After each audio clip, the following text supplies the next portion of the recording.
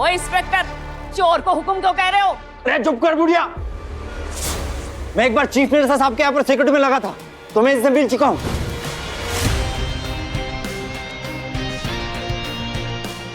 फिर इंस्पेक्टर ने गौतम के बारे में जो बताया वो सुनकर वहां खड़े सभी लोगों के होश उड़ गए। जब गौतम का असली राज खुला तो पूरा पुलिस स्टेशन का मंजर बदल गया। एक पल में जहां गोली की आवाज गूंजती थी वहां सब उसके सामने घुटनों पर गिर गए। इतने सालों से ये हमारे घर में नौकर बनकर क्यों रह रहा?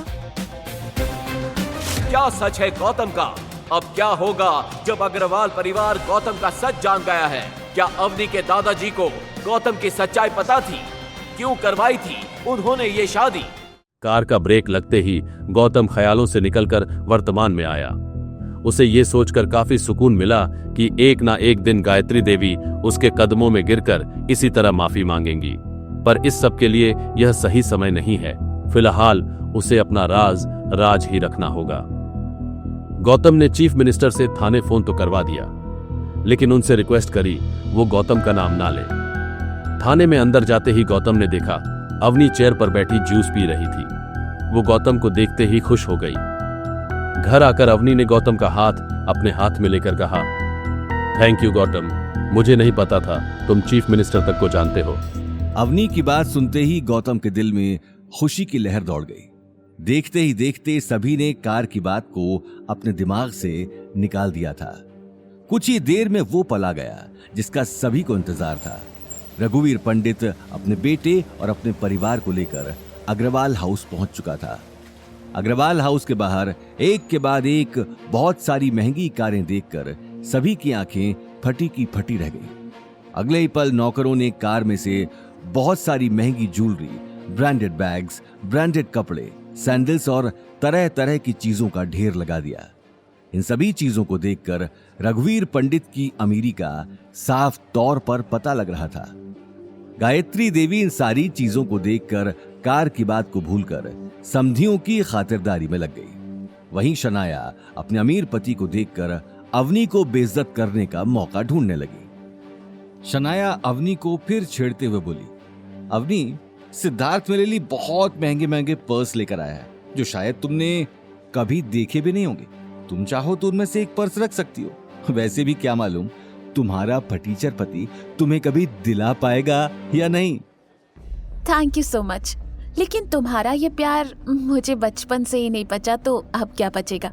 तुम्हारा बैग तुम ही को मुबारक, मुझे इसकी कोई जरूरत नहीं है। और हाँ, जब इंसान अंदर से ही खोखला हो तो महंगी चीजों की चमक भी उसके खोखलेपन को ढक नहीं सकती। I hope you understand. ये बात कहते हुए अवनी मंद मंद मुस्कुराने लगी और अगले ही पल वहां से निकल गई। शनाया का चेहरा गुस्से में लाल हो गया क्योंकि उसके सारे पैंतरे उल्टे पड़ रहे थे।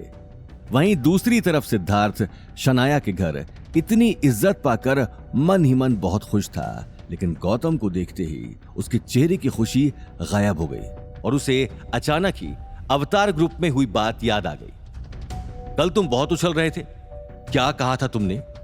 मैं अवतार ग्रुप में जॉब के लिए आया हूं, सच सच बताओ, तू वहां क्या कर रहा था? ये बात कहते हुए सिद्धार्थ गौतम की आंखों में आंखें डालकर देखने लगा। सिद्धार्थ की बात सुनते ही गौतम अपने आसपास देखकर मुस्कुराने लगा। मैंने तुम्हें कल भी बताया था कि मैं अवतार ग्रुप में जॉब के लिए आया था। शायद तुम्हारी याददाश्त थोड़ी वीक है। ये बात सुनते ही आसपास खड़े लोगों का ध्यान भी गौतम की तरफ चला गया। वहीं शनाया को उसी वक्त गुस्सा आ गया और वो अवनी को देखने लगी। शनाया ने कहा, हाँ, मैं ये बात तो अवनी को बताना भूल ही गई कि हमारे प्यारे जीजा सा कल अवतार ग्रुप में झाड़ू लगाने की नौकरी के लिए गए थे। शनाया की बात सुनते ही सभी जोर जोर से हंसने लगे। अवनी ने शर्मिंदगी से अपना सिर झुका लिया। वहीं लोगों के ठहाके सुनकर सिद्धार्थ को जोश आ चुका था। हाँ, लेकिन बेचारा क्या करे, बेचारे को शायद वहां भी कोई जॉब नहीं मिली या किसी ने जॉब पर रखा ही नहीं। लेकिन कोई बात नहीं, मेरा दिल बहुत बड़ा है।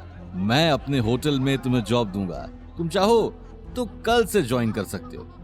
टॉयलेट क्लीनर की जॉब है और मुझे लगता है कि तुमसे बेहतर ये जॉब कोई नहीं कर सकता। और तो और, मैं तुम्हें महीने की 15,000 सैलरी भी दूंगा। 15,000 तो तुमने एक साथ देखे भी नहीं होंगे मिस्टर गौतम। शनाया ने हंसते हुए कहा, सैलरी के साथ कमीशन भी तो होगा ना सिद्धार्थ।